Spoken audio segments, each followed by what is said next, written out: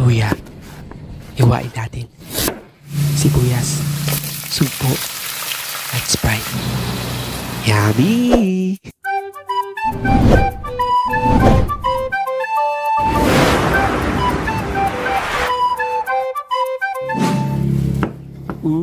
Lala. Sarap. Ang sakit sa batok. Hi guys and welcome back again sa Happy Tummy Channel.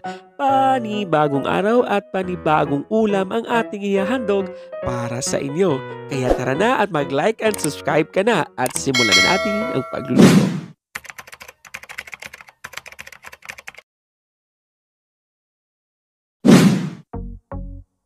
Sugpo, pampataas ng dugo. Ayan guys, so meron tayo ditong sugpo o yung ating shrimp.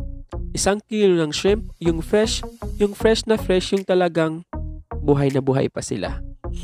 Hindi guys, yung ganitong ka-fresh dapat yung ating gagamitin na sugpo. Pagkatapos, maghihiwa na tayo. Di ba napakasosyal?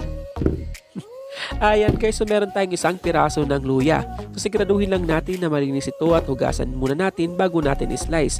Dahil hindi natin ito babalatan dahil dagdag nutrients din yan. So hiwain lang natin siya horizontally. Vertically.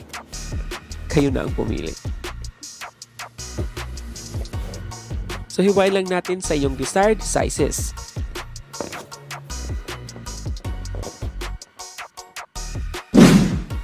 Pagkatapos ay maghiwa na tayo ng 1 peraso ng sibuyas. So rough chop lang ng ating paghiwa dito. Nakadepende sa'yo kung ganong kalalaki ang iyong kahiwa.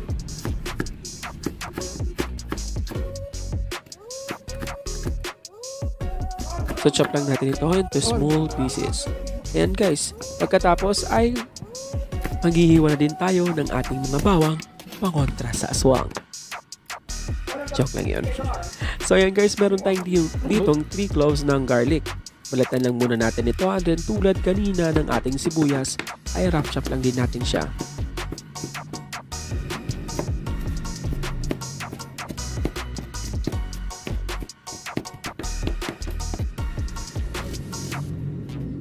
So ayan guys, ito na nga yung ating mga kakailanganin na ingredients. So set aside lang natin ito. At doon na tayo sa ating ASMR. Char.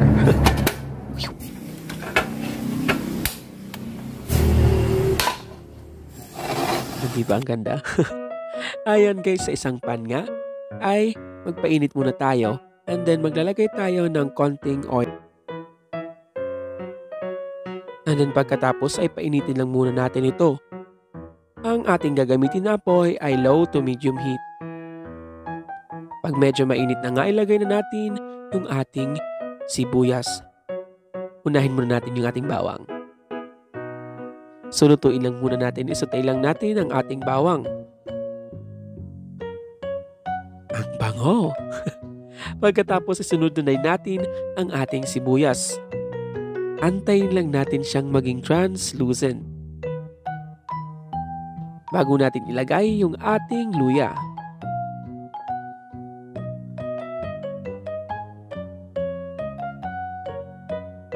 Pag naging translucent na nga siya, ibuhos na natin yung ating luya. At pagkatapos ay mix lang muna natin ito.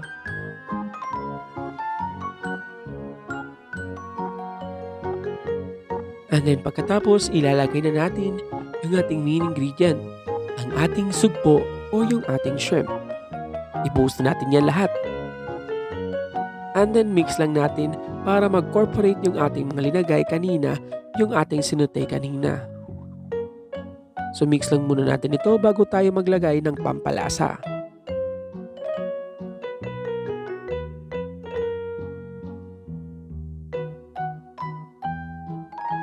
Pag nahalo na nga silang lahat ay maglalagay na tayo dito ng pampalasa.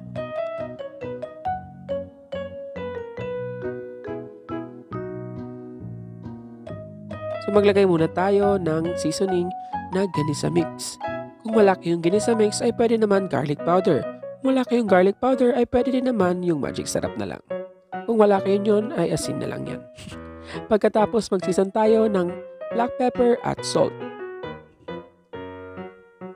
Sugar pala yun. Hindi ko nakita. So mix lang natin ito hanggang mag-corporate yung ating mga nilagay kanina.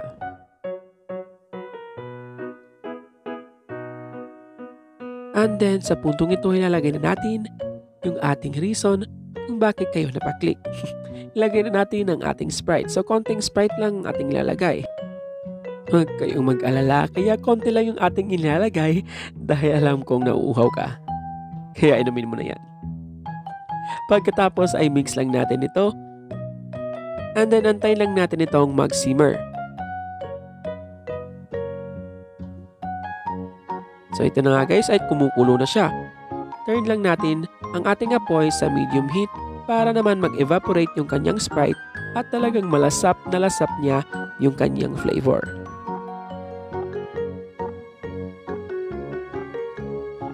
Lutuin lang natin ito ng 5 to 10 minutes in a very low to medium heat na apoy hanggang nga matanggal na nga yung mga sabaw niya.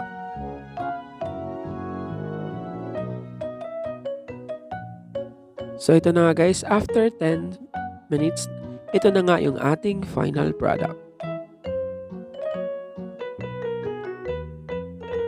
Tadaan! So ilipat lang natin dun sa ating plate.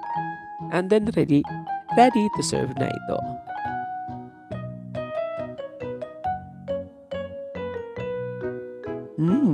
Sarap, sarap! Tara na, tikiman time na tayo.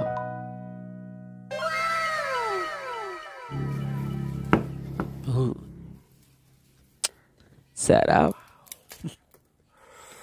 Kaya lang mainit.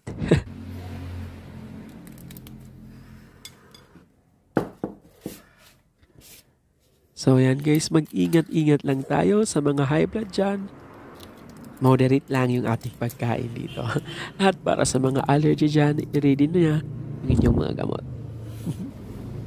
So yan guys, di ba napakasarap at napaka-juicy dahil sa nilagay nating Sprite dyan.